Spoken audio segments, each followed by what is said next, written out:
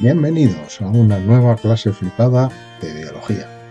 Hoy número capicúa, la 44.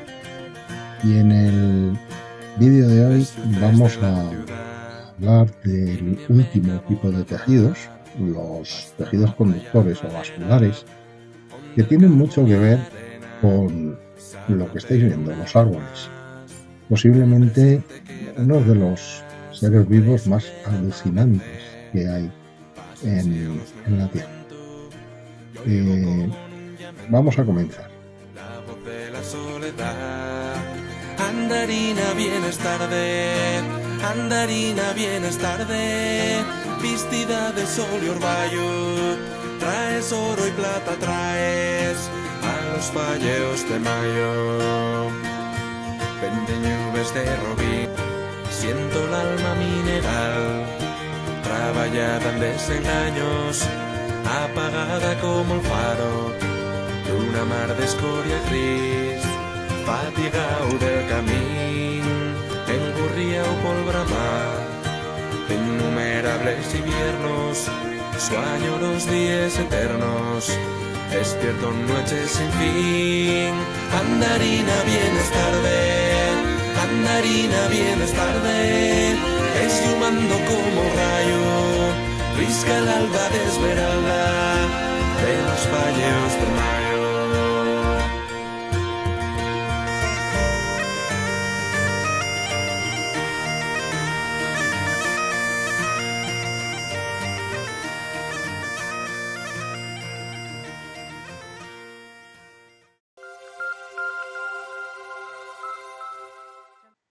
En la imagen que estáis viendo están representados los tres sistemas de tejidos que presentan las plantas.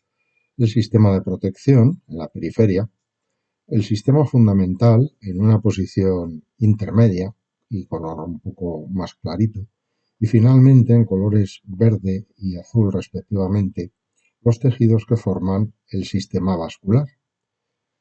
Si os dais cuenta, en la raíz y en los tallos secundarios, el sistema vascular se encuentra en el núcleo, en la zona más interna de la planta, salvo en el caso de los tallos secundarios, en donde el tejido conductor está hueco y ese hueco queda relleno por tejido del sistema fundamental.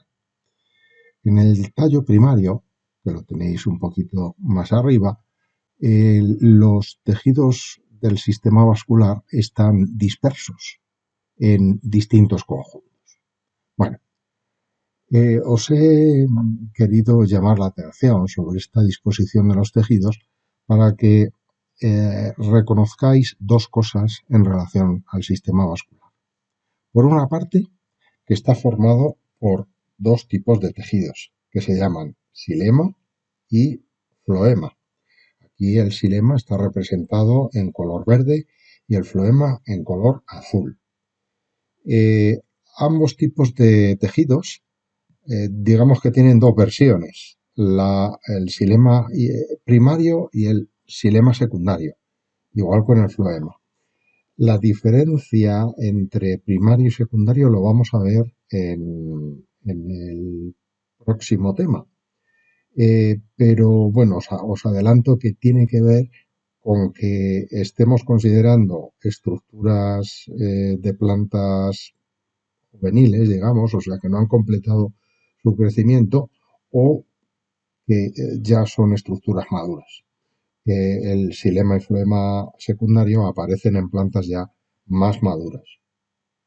Bueno, y la segunda cosa, además de los dos tipos de tejidos, la segunda cosa en la que quiero que os fijéis es en que estos dos tejidos aparecen siempre asociados formando agrupaciones llamadas haces vasculares. Al conjunto de haces vasculares se le denomina estela. Se definen las estelas como el conjunto de haces vasculares que presenta un órgano de una planta. Hay muchos tipos de estelas, como podéis ver en este diagrama, pero vosotros os tenéis que saber dos, nada más. Tenéis que saber distinguir dos. Las protostelas son estelas formadas por un cilindro macizo de tejido vascular que no tiene médula.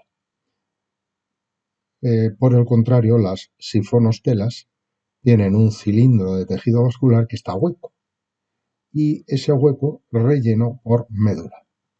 No hace falta que vosotros sepáis distinguir los diferentes tipos de protostelas y de sifonostelas, solo reconocer estos dos tipos.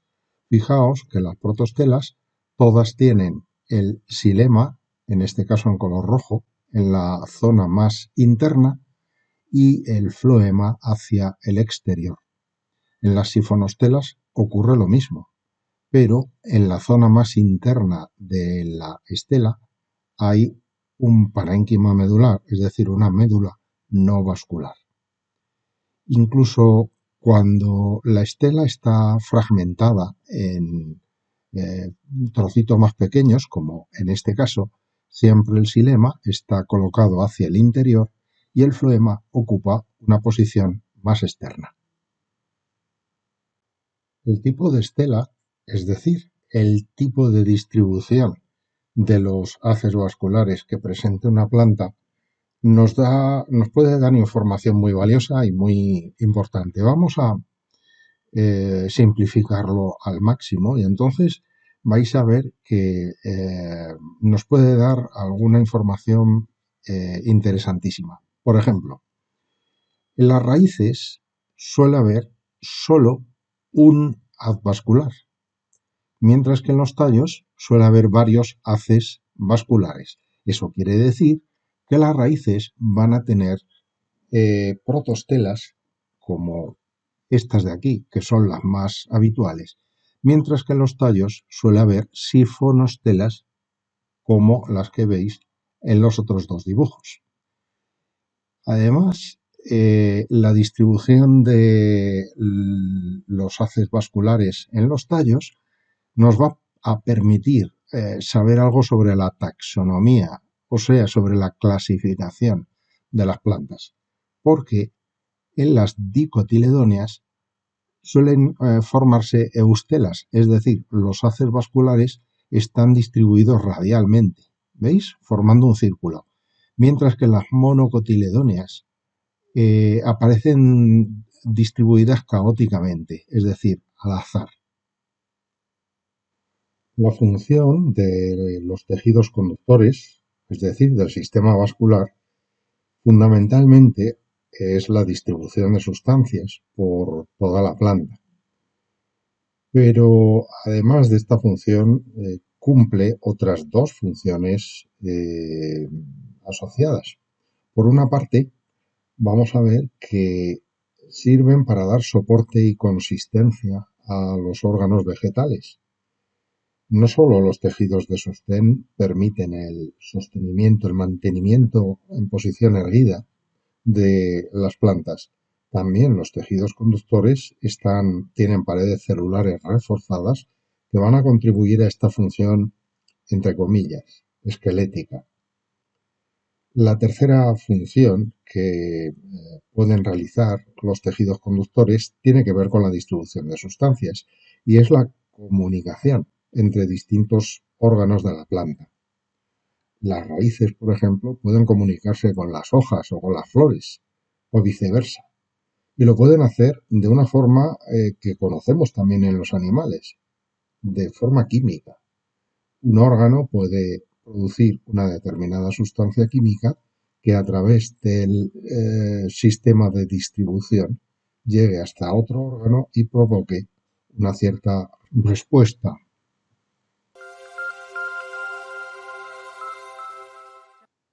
El xilema, llamado también leño, es el tejido que aporta el soporte mecánico principal a las plantas, especialmente en las leñosas. Precisamente la textura leñosa de la madera se debe al xilema. El xilema está formado por 4 tipos celulares diferentes.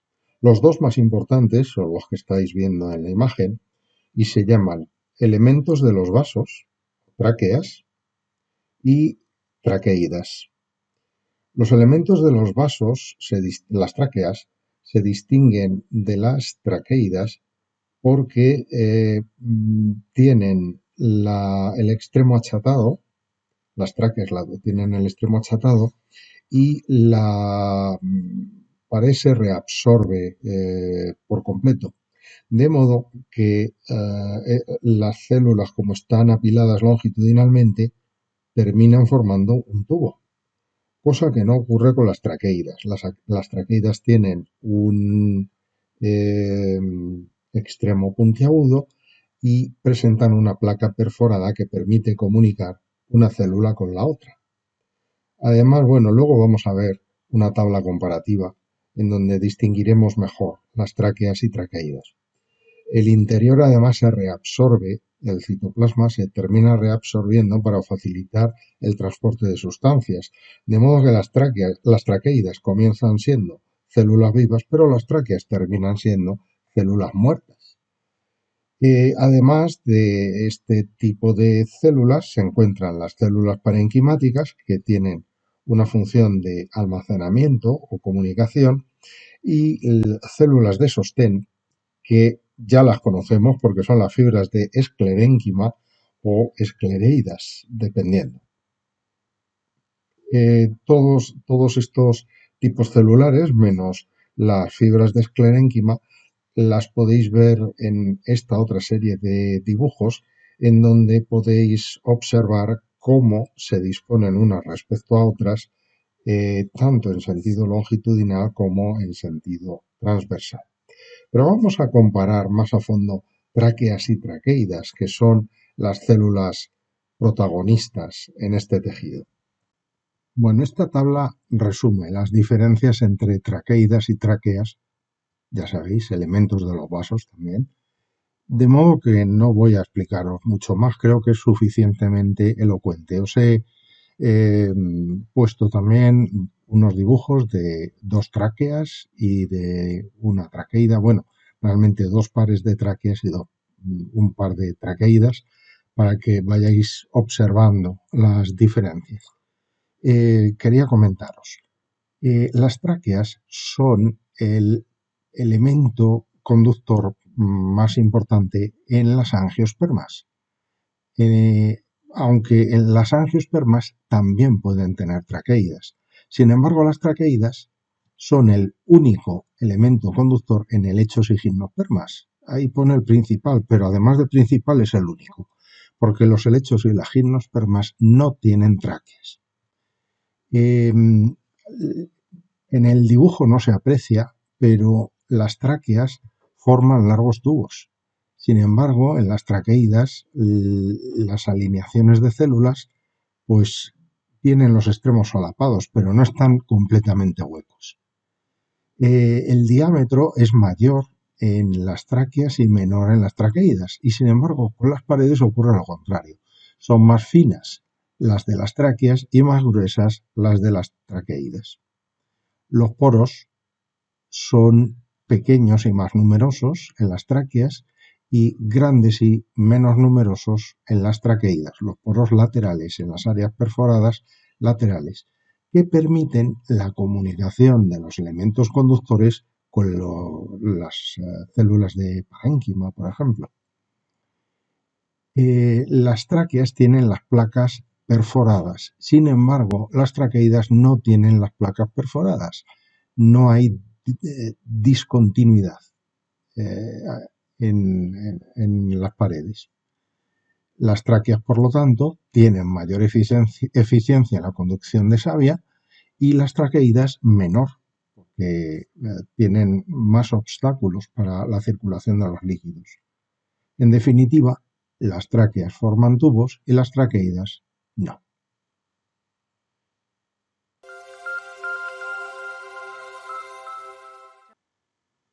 El segundo tejido conductor es el floema, que se llama también liber o tejido criboso. Son varias las diferencias entre floema y xilema. Por una parte, en el floema las células siempre están vivas. Recordad que en el xilema las tráqueas llegan a morir. Y la otra diferencia importante que no hemos comentado en el xilema es el tipo de líquido que se transporta. El floema transporta savia elaborada, es decir, una disolución fundamentalmente de productos azucarados fabricados por la planta, mientras que el xilema transporta la llamada savia bruta, que es una disolución pues que contiene sales, minerales, es decir, las sustancias que absorbe a través de la raíz la planta. ¿De acuerdo? O sea que esa es una gran diferencia fisiológica entre los dos tipos de tejidos. Al igual que el xilema, el floema consta de distintos tipos celulares. Hay dos tipos de células diferentes. Por una parte están los elementos conductores y por otra parte los elementos no conductores. Digamos que son células auxiliares. Los elementos conductores son células que están vivas pero que no tienen núcleo. Podéis observar en estos dibujos cómo las células conductoras que aparecen dibujadas en color azul no tienen núcleos. Dentro de ellas podemos distinguir dos tipos. Eso sí, dependiendo del tipo de planta, solo tienen uno de ellos. Y son o tubos cribosos o células cribosas. Son realmente muy parecidos estos dos tipos de elementos. Luego os voy a poner una tabla comparándolos, pero en ambos casos la pared está engrosada con una sustancia que se llama calosa, ¿vale? En este caso, buena parte de los orgánulos se han desaparecido y los citoplasmas de las células vecinas se comunican unos con otros. Las paredes que comunican una célula con la vecina están perforadas, formando la llamada placa cribosa que podéis ver en estos dibujos. Fijaos que parece pues la tapa de un salero, ¿eh? Entonces el citoplasma de las células que quedan por arriba y por debajo está comunicado. Además, en las áreas cribosas la pared está adelgazada y comunicada por medio de una especie de poros para que se pueda producir también una comunicación transversal entre las células conductoras y las no conductoras. Respecto a las células no conductoras, se llaman células acompañantes. Al contrario que las células conductoras, las células acompañantes son muy ricas en orgánulos y lo que hacen pues es fabricar todo tipo de sustancias a las células floemáticas porque están tan especializadas que, como os he dicho, al carecer de núcleo son incapaces de fabricar ningún tipo de sustancia. Entonces tienen que recurrir a este tipo de células parenquimáticas. Así, en general, la diferencia más grande entre los tubos cribosos y las células cribosas es, por una parte, que los tubos cribosos solo están en las angiospermas, mientras que las células cribosas están presentes en gimnospermas y pteridofitos. Y luego las células en los tubos cribosos son células achatadas que tienen placas cribosas para comunicarse unas con otras, mientras que las células cribosas no tienen placas y entonces solo se pueden comunicar mediante áreas cribosas y el extremo es puntiagudo. Es decir, la diferencia entre estos dos tipos celulares es muy parecida a la diferencia que hemos visto entre tráqueas y traqueidas para el caso del xilema. Con esto terminamos los tejidos vegetales, la histología vegetal, y por lo tanto pues despido una nueva clase flipada de biología. Ya en el próximo vídeo comenzaremos a estudiar los órganos vegetales y esta vez me voy a despedir con un poema de Antonio Machado que se titula A un olmo seco, para seguir con la temática arbórea que hemos tenido hoy en nuestro vídeo. Espero que os guste. Es un poema fantástico. Hasta el próximo vídeo. Al olmo viejo, hendido por el rayo y en su mitad podrido, con las lluvias de abril y el sol de mayo, algunas hojas verdes le han salido. El olmo centenario en la colina que lame el Duero, un musgo amarillento le mancha la corteza blanquecina al tronco carcomido y polvoriento. No será cual los álamos cantores que guardan el camino y la ribera habitado de pardos ruiseñores. Ejército de hormigas en hilera va trepando por él, y en sus entrañas urden sus telas grises las arañas. Antes que te derribe, olmo del Duero, con su hacha el leñador, y el carpintero te convierta en melena de campana, lanza de carro o yugo de carreta, antes que rojo en el hogar, mañana ardas en alguna mísera caseta, al borde de un camino, antes que te descuaje un torbellino y tronche el soplo de las sierras blancas, antes que el río hasta la mar te empuje por valles y barrancas. Olmo, quiero anotar en mi cartera la gracia de tu rama verdecida. Mi corazón espera también, hacia la luz y hacia la vida, otro milagro de la primavera.